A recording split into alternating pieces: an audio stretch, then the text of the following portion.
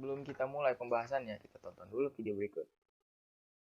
Kita sudah sering mendengar tentang HIV/AIDS, penyakit yang menular lewat hubungan seksual, kontak dengan cairan tubuh, kontak darah, dan ASI ini menjadi ketakutan sendiri dalam masyarakat sehingga orang dengan HIV seringkali dijauhi dan direndahkan. Terdapat stigma tertentu di mana seseorang yang terdiagnosis HIV sama saja dengan divonis mati. Tetapi, apakah benar demikian?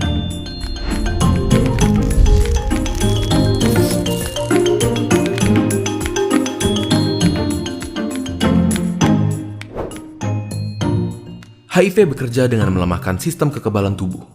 Virus ini bekerja perlahan dan sulit untuk mendeteksi gejala awalnya, dan hanya dapat diketahui dengan tes laboratorium pada tahap awalnya.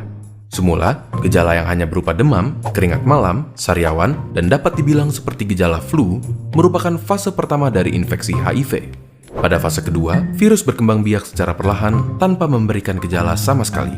Rata-rata infeksi HIV berkembang menjadi AIDS, Acquired Immunodeficiency Syndrome, yaitu fase ketiga di mana kekebalan tubuh sangatlah lemah sehingga kuman yang ada di sekitar kita dapat dengan mudah masuk ke tubuh tanpa perlawanan yang berarti.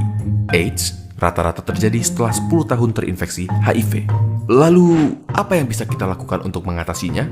Obat antiretroviral sebagai pengobatan HIV tidak menyembuhkan penderita, namun mencegah pertumbuhan virus dalam tubuh. Dengan terkontrolnya jumlah virus, maka sistem kekebalan tubuh akan terlindungi dan menghindari perkembangan HIV menjadi AIDS. Sejak adanya obat ini, harapan hidup penderita HIV dapat menjadi sama dengan orang normal jika mereka terdiagnosis tepat waktu, serta mengikuti pengobatan dan kontrol yang teratur.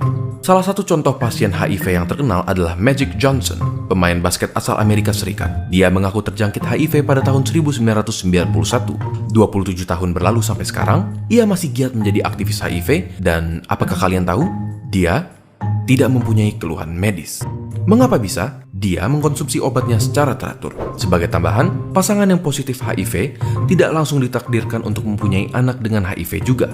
Hal ini dihasilkan dari pengobatan yang membuat jumlah virus cukup rendah untuk tidak menginfeksi janin. Pada proses kelahiran, ibu akan menjalani kelahiran secara bedah sesar sehingga menghindari kontak dengan darah ibu. Setelah itu, bayi yang baru lahir akan diberikan antiretroviral therapy untuk mencegah kemungkinan virus yang masuk saat kelahiran. Hasilnya, dalam situasi seperti ini, kesempatan bayi untuk tertular HIV dari orang tuanya diperkirakan kurang dari 1 dari 100. Memang kesetiaan berobat adalah kunci untuk menghindari perkembangan infeksi HIV menjadi AIDS. Tetapi, stigma sosial yang ada menghalangi keberanian penderita untuk datang berobat rutin. Mungkin hal ini dapat diubah dari masing-masing diri kita sendiri. Memberikan dukungan dapat merubah begitu banyak kehidupan para penderita HIV untuk berani berobat dan menjalani hidup yang lebih baik. Setelah mendengar ini, apakah menurut kalian ada harapan untuk melawan HIV? Ayo kita sama-sama memberi dukungan kepada saudara-saudara kita yang sedang berjuang melawannya. Salah satu caranya bisa dengan membagikan video ini. Jangan lupa subscribe untuk mendukung kami dalam mengedukasi lebih jauh lagi. Jika ada topik yang kalian ingin kami bahas, kalian bisa tulis di kolom komentar untuk kami lihat. Terima kasih dan sampai ketemu di video berikutnya. Assalamualaikum warahmatullahi wabarakatuh. Selamat pagi, selamat siang, selamat sore, maupun selamat malam, kapanpun teman-teman melihat video ini. Nama saya Diaksa Perwirayuda, saya dari kelas 11 IPA 1. Saya akan menerangkan materi biologi. Kali ini kita akan membahas tentang AIDS. Oke, apa itu AIDS? AIDS adalah suatu virus yang menyerang sistem kekebalan tubuh kita. Bagaimana cara penyerangannya? Ada 3. Yang pertama, melalui produk darah, yaitu jarum yang tidak steril atau darah yang tidak tersaring. Yang kedua, melalui hubungan seks, mau vagina, mau anal, atau oral, tanpa pengaman. Yang ketiga, dari ibu ke bayi dalam proses mengandung, persalinan, atau menyusui. Oke, selanjutnya gejala-gejalanya. Orang yang terkena AIDS biasanya memiliki rasa nyeri di daerah perut.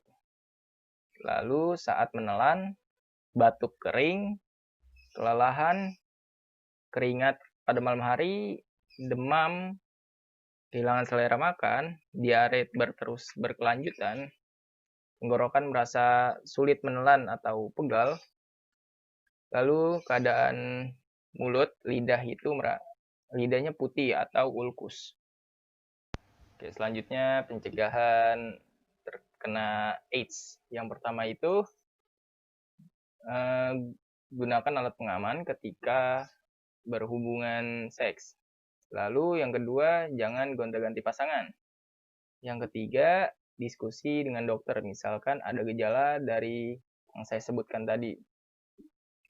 Lalu ini fakta yang menarik, bersunat itu untuk mengurangi resiko terkenanya AIDS ini. Yang terakhir adalah pengobatan AIDS. Oke, sampai saat ini belum ditemukan obat yang bisa menghilangkan penyakit AIDS ini. Tetapi ada salah satu obat yang dapat memperlambat jumlah virus AIDS ini dalam tubuh kita, yaitu antiretrovirus, disingkat ARV. Sekian saja yang dapat saya sampaikan, kurang lebihnya mohon maaf. Wassalamualaikum warahmatullahi wabarakatuh. Selamat pagi, selamat siang, selamat sore, maupun selamat malam, kapanpun teman-teman melihat video ini. Peace, love, and solid.